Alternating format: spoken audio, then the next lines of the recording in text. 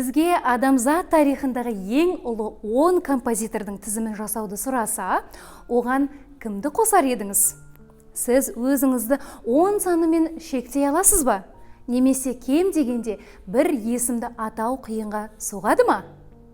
Достар, Назар ФМ медиа орталығы сіздерге музыка әлемі бағдарламасын ұсынады. Сіздермен болатын мен, Марал Асхатқызы. Әрине, талғам туралы дау жоқ. Бірақ бұл дарынды музыканттарды әлемдік мәдениетке әсер ету дәрежесіне қарай біріктіретін принцип жоқ дегенді білдірмейді.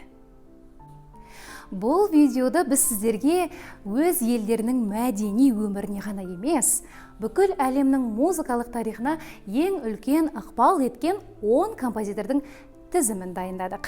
Бұл видеода 5 композиторлар туралы қызықты ақпараттармен бөлісеміз. Туап өткен дарындылықта ма? Әлде көп жылдар бойы жаттығып, өз шеберлігін шыңдағанда ма? Біздің атақты композиторлар тізімін ашатын Австрия композиторы Вольфганг Амадей Моцарт барлық классикалық музыкаға терең әсер еткен, яғни опералар, концерттер, симфониялар мен атақты сонаталар серияларын жазды. Музыкант өзінің еңбек қорлығымен танымал болды. Сөйтіп, бір рет 5 аптаның ішінде 22 концерт берді. Оның 5-еуіне өзі продюсер болды. Достар, енді Моцарттың ең танымал шығармаларына береміз.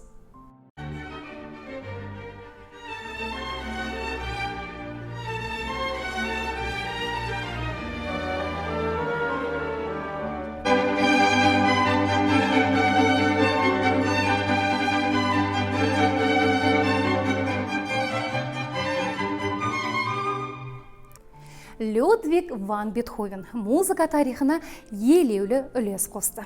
Музыканың өмір философиясын мәтіннің көмегінсіз жеткізу қабілеті барынша айқын аша білген ұлы композитор. Оның музыкасы кейінгі ғасырлардағы көптеген атақты композиторларға үлгі болды. Шығармашылық тұрғыда ол соната, симфония, концерт және квартет ауқымын едәуір кеңейтіп жаңашыл болды.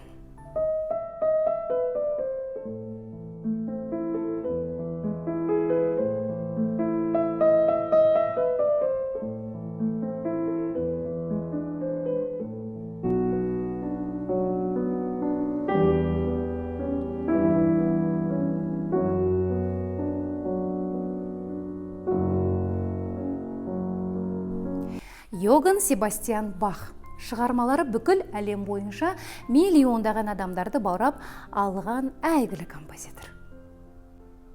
Бахтың жұмысы бас айналдыратын әртүрлі болды.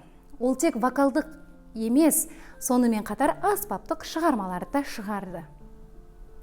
Музыка тарихының қолайлы кезеңінде пайда болған Бах алдыңғы ұрпақтар бойына дамып келе жатқан негізгі стильдерді, формаларды және ұлттық дәстүрлерді зерттеп біріктіре білді және өзінің талантының арқасында олардың барлығын байыта алды. Бірде атақты физик Альберт Эйнштейн былай деген: "Мен Бах туралы мынаны айтайын.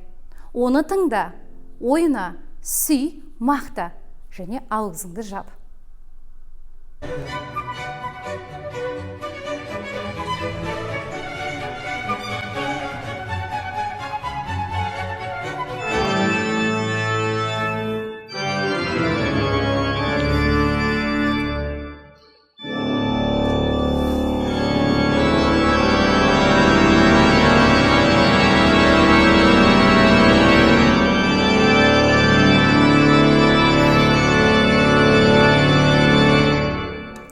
Итальяндық композитор Джузеппе Верди музыка индустриясындағы мансабын 1833 жылы филармонияға дирижер болып жұмысқа қабылданған кезде бастады.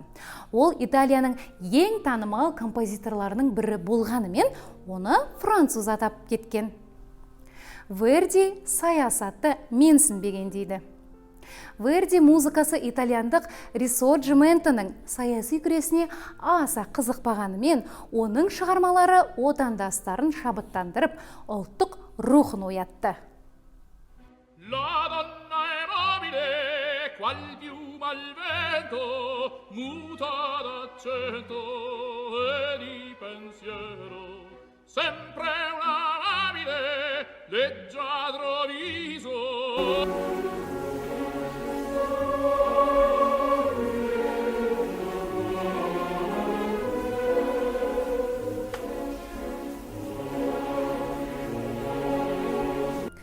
Петр Ильич Чайковский тарихтағы ең танымал орыс композиторы болып саналады.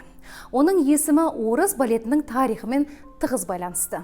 Орыс музыканты 19 ғасырдағы бей музыкасының нағыз шебері болды. Және тек Ресейде ғана емес, сонымен бірге әлемде ең танымал композиторлардың бірі ретінде тарихқа енді. Бүгінде «Щелкунчик», «Спящая красавица» және «Лебединое озеро» дүние жүзіндегі балет труппаларының айнымас хиттері болып қала береді. Алайда, 1-2 ғасыр бұрын Чайковскийдің талатында сенетіндер аз еді.